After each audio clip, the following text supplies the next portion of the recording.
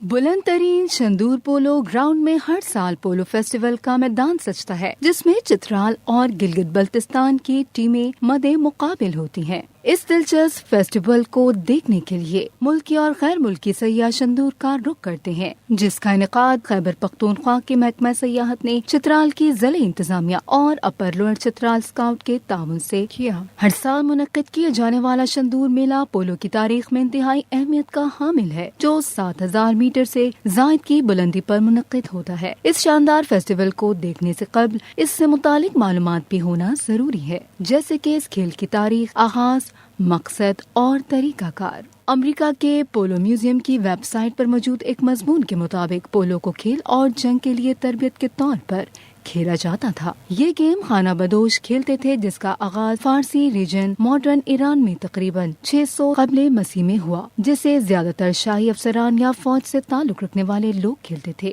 یہ کھیل بعد میں چین، جاپان اور انڈیا سے ہوتا ہوا دیگر ممالک تک پھیل گیا، جس میں اس زمانے میں ہر ایک ٹیم میں 100 کھلاڑی حصہ لیتے تھے۔ جدید پولو انڈیا کی ریاست منی پور میں مقبول ہوا تھا اور 1859 میں برطانوی فوجی افسران اور چائے کے زمینداروں نے سلچر پولو کلب کی بنیاد رکھی تھی۔ جب برٹش افسر لیفٹیننٹ جوئے شیرر نے مقامی لوگوں کو پولو کھیلتے ہوئے دیکھا تھا، اس میں دلچسپی لیتے ہوئے کہا، ہمیں یہ کھیل کھیلنا ہے، اور تب سے ہی گیم مقبول ہو کر انڈیا سے ہوتا ہوا 1866 میں مالٹا پہنچ گیا۔ اسی طرح برطانیہ میں گیم 1869 میں مقبول ہوا، آئرلینڈ میں 1870، ارجنٹینا میں 1872 اور آسٹریلیا میں 1874 میں مقبول ہوا۔ برطانیہ میں پولو کا پہلا میچ وینچسٹر کی سٹی رائڈنگ اکیڈمی میں 1876 میں کھیلا گیا تھا۔